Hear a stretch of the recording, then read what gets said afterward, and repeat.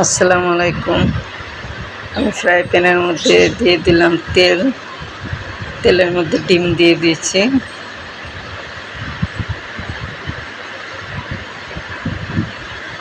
নাড়াচাড়া করে ভালো মতো ডিমগুলো হয়ে গেলে উঠিয়ে রাখবো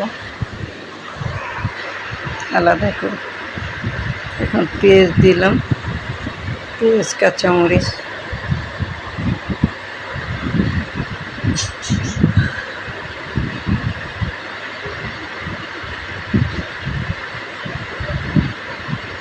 ক্যাপসিকাম দিয়ে দিলাম,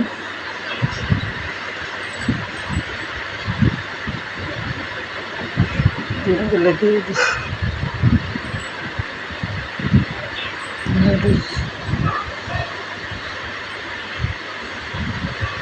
গাজর, ক্যাপসিকাম এগুলো সব দিয়ে নুডলসটা সিদ্ধ করে রেখেছিলাম সেটা ঢেলে দিলাম, সস দিয়ে দিলাম।